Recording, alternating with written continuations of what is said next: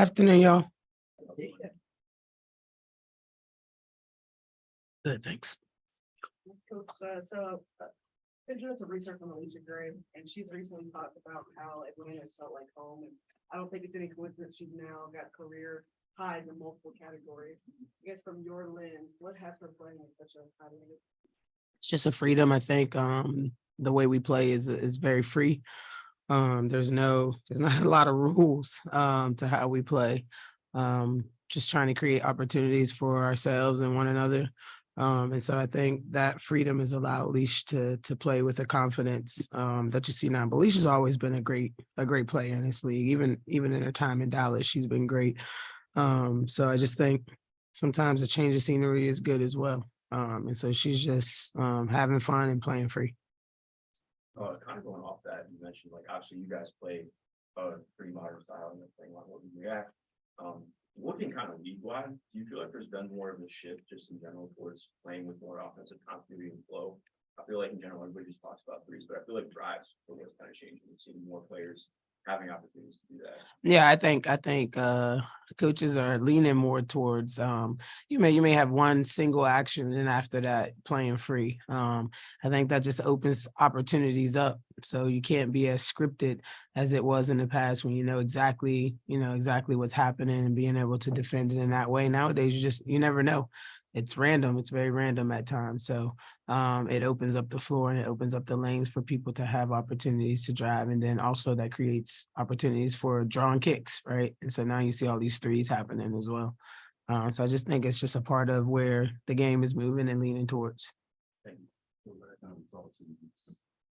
It wasn't too pleasant times with New York, so since that time, we look to get rights in that. Yeah, New York, it was very frustrating. I had to really go back and look at myself and evaluate me and me, right? And my part in that role, which I think I did. And so now my focus is really on us getting better in areas. Not really focusing on anything else other than the areas that we need to be better in, turnovers, I think defensive focus and intensity, not allowing teams to have offensive rebounds on us, continuing to get to the free throw line, but make our free throws. I need to put my focus on that a lot more than focusing on playoffs and this and that. And so that's what I'm focused on now. You mentioned after that game too, having that focus, that sharpness, consistency, and confidence that you guys had in the first half of the season. Yeah. Now that we're approaching the second half of the season, like how exactly do you get back to that type of basketball you guys are playing? And I know it needs to be a team collective effort, but who exactly are you challenging to step up? Yeah, I think we need to get back to the basics. I'm challenging myself to be more even keeled about getting back to the basics and talking to them about the basics, focusing on the basics. I think if we take care of little things, like when you say it, it sounds like a little thing, but it becomes a big thing, right? Like setting screens, passing with pass fakes, like getting deflection, staying in front of people, just little things that are just basic things that I think if we focus on those a little more rather than the big picture things, then it'll help us step by step. So really the challenge is to me to have my communication to them about the basics. As we jump into Washington Scout, what has kind of stood out or catches your eye about Cloud and Sites, particularly with all the injuries and the way they tweak how they play, because they're a lot different than the last time we got. Yeah, they're just taking on much more of the load, and rightfully so, right? With all those players out, with Ariel out, Shakira out, with obviously Elena out. Those are big pieces. With Tolliver out, those are big pieces that are missing to their team. And so they're taking on more of a load in terms of the ball being in their hands a lot more, and letting those two create opportunities first for themselves and then for everybody else. So we have to have a focus on limiting their production by not allowing them to score and facilitate at the same time. I think if we allow them to have opportunities where they can do both at a high level, it'll be a long night for us. We know that they're gonna get into a ton of ball screen action. So our defense at the point of attack has to be strong.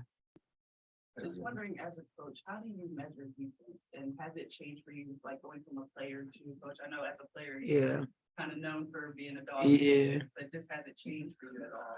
Yeah, I think as a player, you know, you're looking at it like just as a competitive standpoint. Like I'm out here competing. Like, you know, yeah, Diana, you might get 30, but you're gonna go work for this 30. You know what I mean? You're one of the best players in the world, you're a future Hall of Famer. So as a player, it's like, yeah, you can score, but it ain't gonna be easy. And at the end of the night, you're gonna be like, shit, I'm tired, right? As a player. So it's more from a competitive standpoint. That's how I looked at it. Like, I'm gonna go out and compete against them. Like, I don't want nobody just making me look bad out here. If you make me look bad, just know that you had to work for it, you know? And most of the times when you're playing against players like that, like nobody's looking at you like, oh, you look bad, because those players are so good. You know what I mean? So for me as a player, it was more competitive. Like my competitive nature always came out in those moments. More now as a coach, it's more, can we execute? Can we execute a defensive scheme? Can we put people in position that they're just not as comfortable in, right? If we allow Cloud to get downhill and get to the rim all night, then we're not doing our job in terms of executing the defensive scheme, because that's where she's comfortable. Make her do something where she's uncomfortable.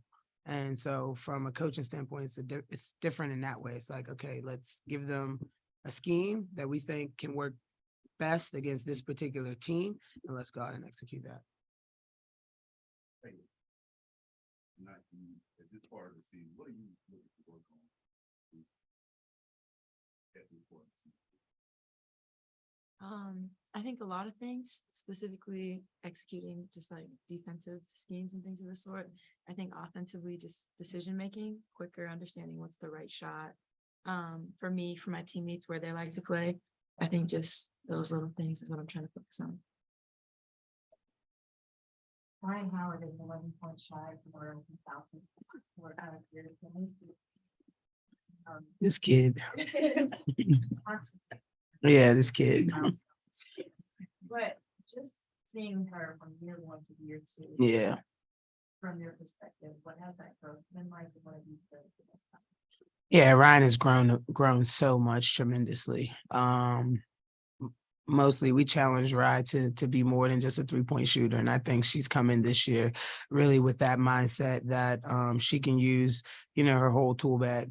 She can use the fact that she is such a great 3-point shooter to be able to create opportunities, different opportunities for herself. I think she's probably gotten to the line a little bit more, and probably should be there a little bit even more this year, to be honest with you. So that's one thing that I'm super proud of. And just the way that she's come in this year, understanding that this is her team and kind of just taking that on her back and trying to run with that. So I'm really proud that, you know, she hasn't allowed the success from the rookie year to stagnate her. She's come out and looking to be even more hungry this year, for ways to get better. Yep. You're welcome.